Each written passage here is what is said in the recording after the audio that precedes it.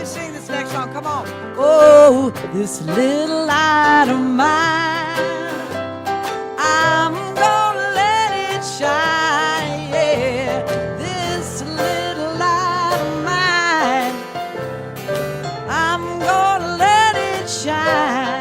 Oh, this little light of mine, yes, I'm gonna let it shine. Let it shine, let it shine, let it shine. Oh, y'all look and sound so good. Yes, you know, I'm gonna sing and pray. Oh, every day, yeah, yeah. I'm gonna sing and pray, y'all. Every day, yeah. I'm gonna sing and pray.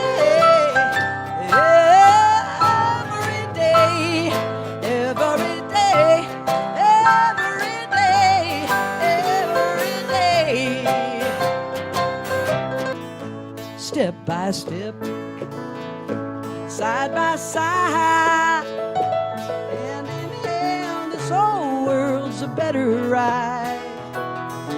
Step by step, side by side, take a little step with your neighbor side by side. Well, if we understand that the heart's the one true power, well, know then that we see is really ours. Well, the satellite, we all look like one. Think our worlds turn, you know it's finally come. Step by step, side by side, hand in hand, this whole world's a better ride. Step by step, side by side, take a little step with your neighbor, take a little step with your neighbor, take a little step with your neighbor.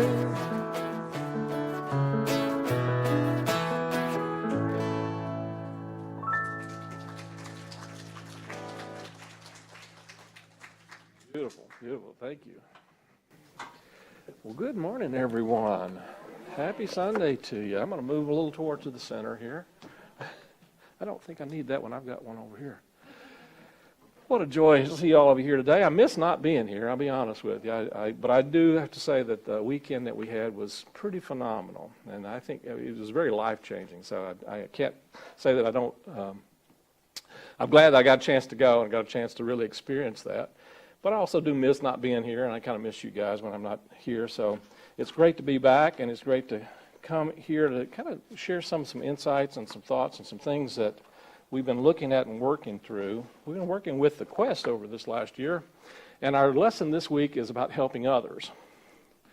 And I became aware that sometimes helping others can become well, let me start off with a verse here from Luke. But a certain Samaritan, as he journeyed, came where he was, and when he saw him, he had compassion on him, and went to him and bound up his wounds, and pouring in oil and wine, set him on his own beast, and brought him to an inn, and took care of him. And on the morrow, when he departed, he took out two pence, and gave them to the host, and said unto him, Take care of him, and whatsoever thou spendest more, when I come again, I will repay you. So many of you will recognize this is the story of the Good Samaritan. And it's a story that I think that we're all called to live in so many different ways in life, and many ways that we don't always recognize or understand. I came across a story from a lady by the name of Ann Switten, and she said, my young niece was standing on a corner in Portland trying to hitch a ride when a shabby old man accosted her, saying, Miss, do you have a quarter? So she dug into her pants pockets and she found one and She offered it to him. And he basically then says, that's good. Now, I have 30 cents. You take this, and you'll be able to get a bus ticket because it's not safe to hitchhike here. That story really spoke to me because it spoke to me of giving from where we are, from what we have, with what we have. And I really think that that's what we're being called to do in life. It's one of the things that Mary Morrissey brought out in terms of our being able to live our dreams. Do what you can with what you have wherever you are. And it's a powerful, powerful awareness, a consciousness of really knowing that there is always some way that we have the possibility of helping. I'm reminded of a story, however, of a man walking down the beach, and as he looked down the beach, he saw that there was someone throwing something into the ocean. And as he continued to walk down the beach, he looked further and he noticed that there were thousands and thousands and maybe even millions of starfish all along the beach. And as he walked along, he saw this man throwing starfish back into the ocean. Because if they stayed out there on the beach, they would die. And he went to the man and says, what are you doing? This is ridiculous. You're not going to be able to save all of these. It's not going to make any difference. The man just stopped and bent over, picked up another starfish, threw it in the ocean, and said it made a difference to that one. We've seen a lot of things going on in our world recently that are really tragic. They're terrible. And I know that your heart goes out to those who have experienced the suffering and the pain. And oftentimes there is a feeling of, what can I do? And we may or may not be able to have an impact on some of those that are out there in the world that are having pain and suffering. But we can have an impact somewhere and sometime in life, and we can be a part of making a powerful and a positive difference in life just right where we are, with what we have, when we are. The Dalai Lama says, if you want others to be happy, practice compassion. And if you want to be happy, practice compassion. It's pretty simple, really. Not always easy, but pretty simple. Aristotle once said that happiness is an expression of the soul in considered actions. Let me say that again because I just think it's a great awareness. Happiness is an expression of the soul in considered actions. We really experience more happiness by listening to what our heart is calling us to do and to be, and the difference that we are being called to make wherever we are, with whatever we have. I came across, there's a wonderful book that I read some years ago, and I learned about it from the Heart Math Institute. How many of you are familiar with the Heart Math Institute? How many of you are? I know. So the Heart Math Institute, I had an opportunity many years ago to spend 10 days there studying some of their techniques and programs. And the Heart Math Institute has done some amazing research on the energies of the heart. And what they have been able to show scientifically is that the heart emanates an electromagnetic energy that at least, at the time they were saying 40 times, but now the research shows that it's almost 60 times greater than that put out by the brain. And you can measure actually heart energy and heart vibrations from a distance of, they said, as much as 40 to 50 feet out from a person. You can actually measure their heart energy, the electromagnetic energy that's put out by the heart. It's pretty amazing stuff, actually, if you think about it. And one of the things that they teach is how to bring your heart into what they call coherence. And that's where a lot of times we run into challenges because we are allowing our brain to override the energies of the heart, and it puts our heart into incoherence, meaning that it's not really flowing, it's not really in a rhythm that is really healthy for us. And the incoherent energies of our heart actually are related to the stress. You can tell when you're in stress because your heart rates are not, your heart rhythms are not even. They're erratic. They're up and down all over the place. And that's when you know that you're in stress. But when you are in coherence, your heart is in coherence, there's a sense of ease and peace and comfort, and your heart rhythms are smooth, and they have they're even in their wavelength. Pretty fascinating stuff. But even more fascinating is going through their training and really learning how to tune into and connect with that which helps your heart to move back into coherence. And one of the things that they taught me is one of the most important ways to move your heart back into the energy of coherence is the energy of care. When you are in that energy of truly caring with and for and about another, or even for that matter, and maybe even especially about yourself, it actually is one of the most healing and powerful things you can do to maintain and sustain and enhance your own physical, emotional, mental well-being. That care really is an energy in and of itself, that our ability to care actually transforms us and moves us into a place where we are allowing the physical body to realign with something that is really higher and greater in terms of energy and vibration than when we are finding ourselves stressed about something in life. Lack of care, on the other hand, he says there are many people who are so cut off from their hearts that they actually become numb in many ways. There's been times in my life, I'll be honest with you, where I have moved into the energy of not caring. It's not a healthy place to be. When you move into the energy of not caring, you actually are shutting yourself off. You're actually trying to protect, and it's an energy of fear. You are actually trying to protect yourself from something that you imagine is there. And it actually will cause your heart to go into incoherence. It becomes erratic. And it is actually a stressor on your physical body as well as your emotional state, as well as your psychological state.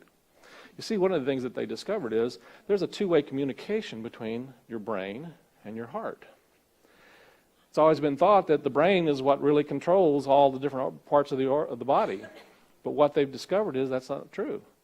That the body, the heart especially, has a communication that goes to the brain. In fact, one of the studies that they did really I thought was fascinating is that they would show these pictures to people who are, some of the pictures would be really nice and lovely and beautiful and uplifting, and then every now and then they throw one that was just horrific.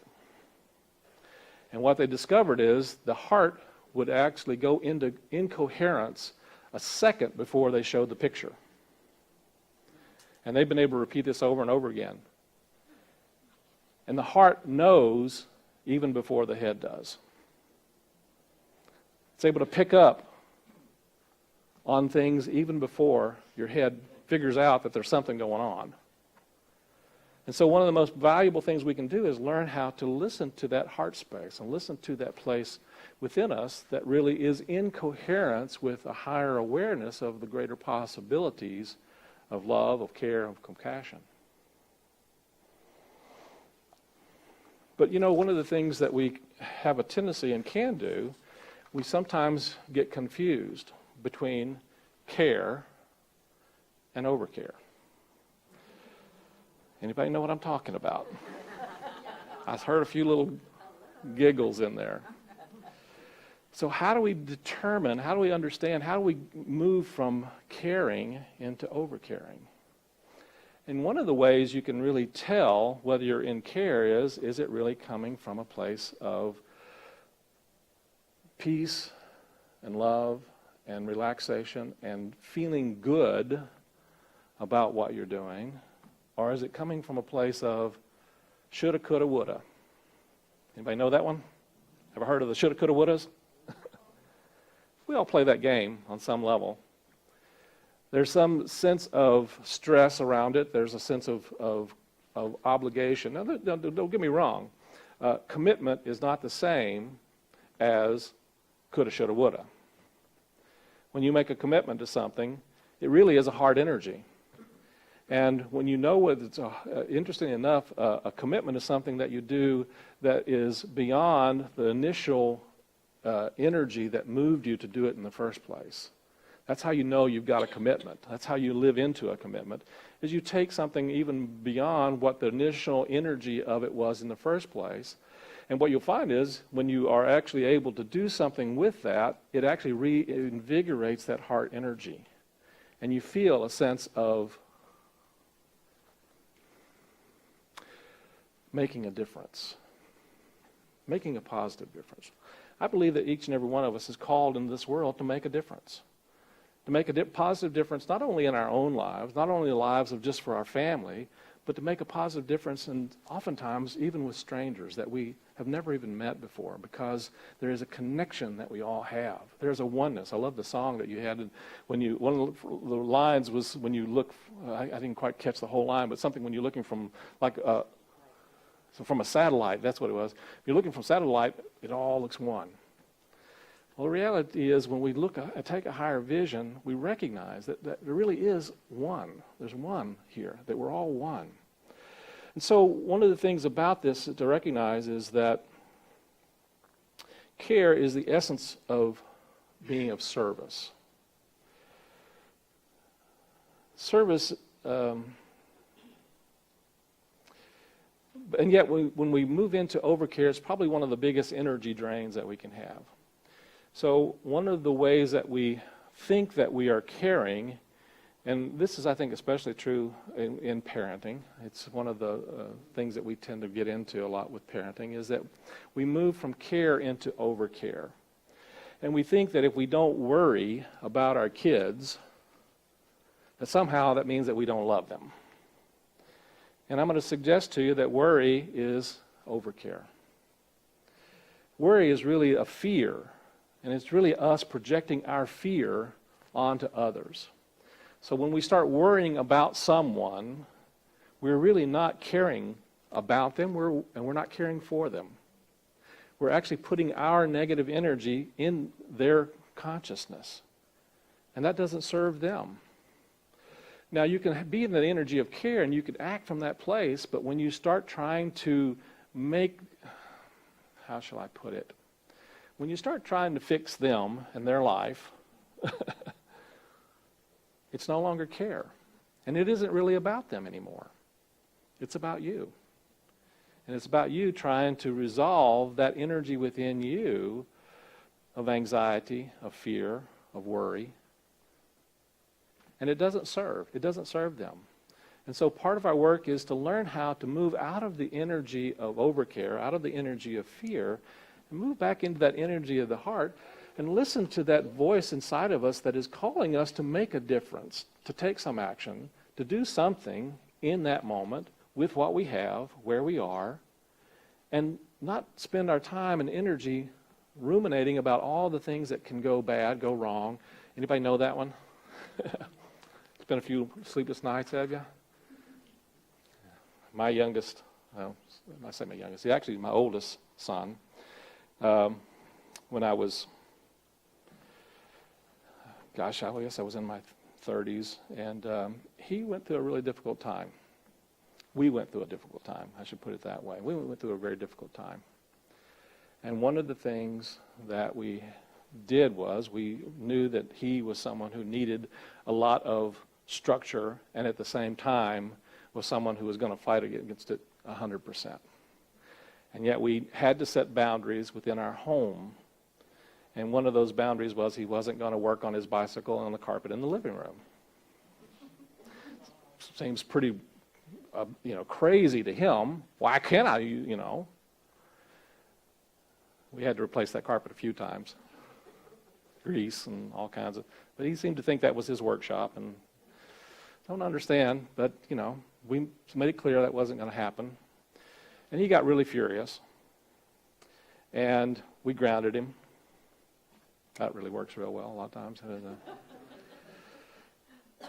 He ran away from home, and he was gone for about a month. We had no clue where he was, didn't have a clue where he was, whether he was okay, whether he was tried checking with all of his friends. They didn't know anything or didn't say. And it was really challenging. It was a hard time. And I spent many a sleepless night worrying, overcare about him. Felt there was really nothing I could do. Didn't know where he was, didn't know how to help him, wanted to help him. And I got very clear one night when I was laying there meditating and praying that I was actually adding to the problem. That I was seeing him as somehow not capable. I was seeing him as somehow helpless. I was seeing him as he was about 15, 16, I think. I was seeing him as something less than what he truly was. And it occurred to me in my meditation, I got the little voice that comes in sometimes, and it said, this is a child of God. This is a child of God. And this child of God has more power than you ever recognize. And in that moment, I was able to move into a place of peace, knowing that he had within him what was necessary and needed to get through whatever that was, and to realize he was loved, and that we cared about him, and that we also still had boundaries. And it was like a day or two later that he came back and said, I want to come back. And I said, okay, we want you back. These are still the rules. This is the rules of the house. Now, that fine young man is in his 40s now, and he is a fine young man, and he's got 2 beautiful daughters, and he's married, and he's got this wonderful, he built this amazing shop out behind his back that he can work on his motorcycles and his cars and his... No thanks. He doesn't do it in his own living room. The most amazing thing is he built his own house. He was the contractor and built his own house, and has got this gorgeous little house out in the country with this beautiful garage out in the back where all his cars are parked and working on them, and he's a great mechanic. He's a great mechanic. So I'd share that story because I know that for me, I was in a state of overcare. I was in fear, I was in anxiety, and it wasn't serving. And it wasn't until I shifted my energy about him that things began to change. And as I began to see him as something greater than what I had been seeing him before. And so one of the things that comes to me in terms of the difference between care and overcare is that one of the things that's really helped me a lot is the practice of ho'oponopono. And I've shared some of this with many of you. But one of the key elements of the understanding of ho'oponopono is this. And this is a big one. You guys ready to take a nice deep breath? Take this in. We are each 100% responsible for our experiences. We are each 100% responsible for our experiences. Now, I'm not saying that we are each 100% responsible for everything that happens. Although that may be true also. I'm not sure about that yet. But we are each 100% responsible for what goes on inside of us and what we do with what goes on inside of us about what is going on out here in the world. And when we begin to shift our awareness and our energy about what's going on out here in the world, we become an amazing light to the world. There's darkness in the world. Have you noticed that? But if we are putting our energy into trying to make the darkness not be darkness, we're trying to fight darkness with darkness. The only way we can truly help and make a difference in the lives of others is learn how to be the light. And we learn how to be the light by looking at what's going on inside of us and healing and transforming whatever is going on inside of us that is feeding, that is contributing to, that is somehow shaping and forming all of the things and the energies that are going on out here in the world. And with Ho'oponopono, it's a 4-step process. And it goes like this: I'm sorry. And you're saying this not to another per se, but you're saying it to the divine within yourself. I'm sorry for whatever is in my consciousness that is either creating, promoting, or allowing this experience. I'm sorry. Please forgive me. Please forgive me. It is a it is repentance. It's really, I'm sorry for whatever is going on and has gone on in my subconscious that is creating, promoting, or allowing whatever conflict or challenge or difficulty is going on out here in the world. I'm sorry, please forgive me. Thank you. Thank you to the divine for transforming and transmuting whatever this energy is that's going on inside of me that's either creating, promoting, or allowing whatever is happening out here in the world. And I love you. I love you for showing me what needs to heal, what needs to be transformed inside of me, so that I no longer am putting energy into creating, promoting, or allowing whatever the challenge, difficulty, or problem is that I've been seeing out here in the world. Seems like a kind of a simple thing, right? Not always easy, because we are so geared toward making everything and everyone else out there 100% responsible for our experiences. Sound familiar? And the real ha-has, the real awakening happens when we begin to say, okay, well, maybe I got something to do with this. Somewhere. And if we even just open that little gap, that little window, and let that higher awareness that's in every one of us to come through, then we begin to see that whatever has been a challenge or difficulty or conflict or problem out there in them, in the world, can be shifted and changed by changing our thoughts and feelings and energy about it. It's also one of the things that I find in Matt Kahn's work. You've heard me talk about Matt Kahn's teaching, and I really love, where he says, whenever you find yourself experiencing something out here in the world, notice what comes up inside of you about that, and that's what is really knocking at the door of your heart for the love that it truly wants, not from what's out there, but from you. And you say to that part of you, I love you. I love you. I love you. I love you. So these are my lessons about helping others for the week. And I realize that it is still a situation where you first go inside and heal whatever's going on there, and then you listen to how you are being guided to pick up a starfish and throw it in the ocean, right where you are with what you have. And so it is. Let's move into our meditation time. I am not afraid to love you. I am not afraid to show my heart. I am not afraid to love you just the way you are.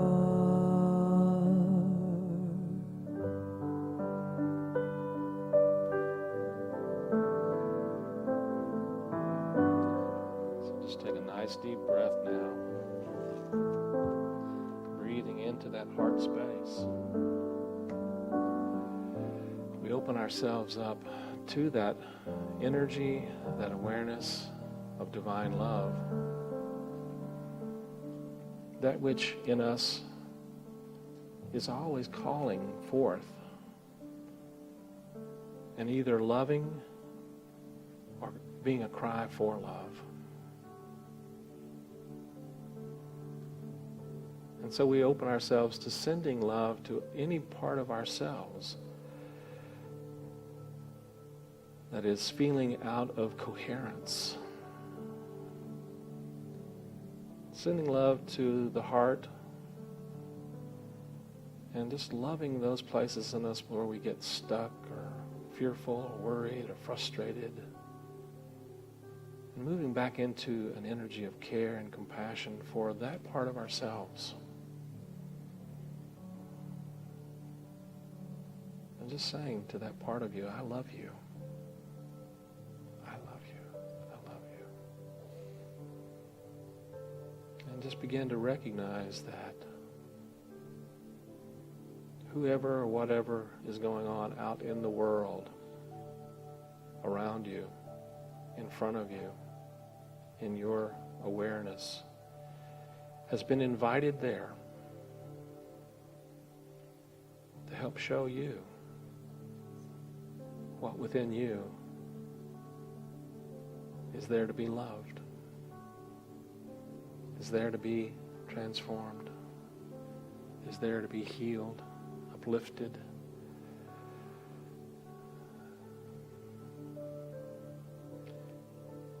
And just know that you have within you the power, the light, the courage, the grace to love all parts and to be an instrument of God's love and light and peace and healing and power in yourself and in the world.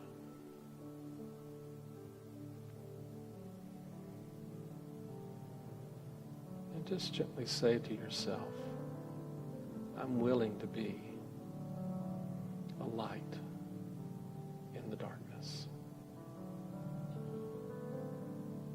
In my own darkness, in the darkness that others see and feel and experience.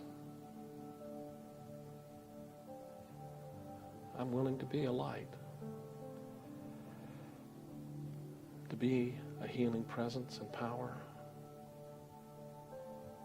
and as Jesus said, to be the light of the world. You are the light of the world. Let that light shine in you and for you. Let that shine in you and for whoever comes into your awareness that's crying for love. Breathe into the heart space now and give thanks for the healing power of light and of love. Take another nice deep breath now. Give thanks. Take another nice deep breath, and when you're ready, gently open your eyes. Be present here, now, in this space, and give thanks for being the light of the world.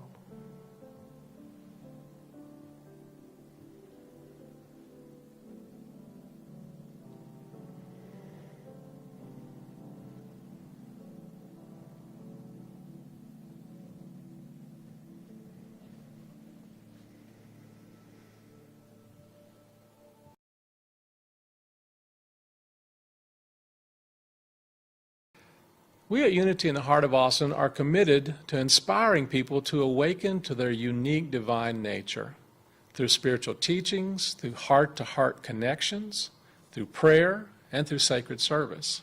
And we provide tools, spiritual tools, that allow you to live your best possible life. I'm Reverend Tony Roebuck, minister at Unity in the Heart of Austin, and I truly hope that you are inspired by and that you are transformed by, you enjoy this week's spiritual message. And if you would like to leave a donation, a tithe, to help the work of this ministry in supporting you and others like you, then we are truly grateful for your generosity and for helping to make the world a better place. Because we know that life is meant to be good.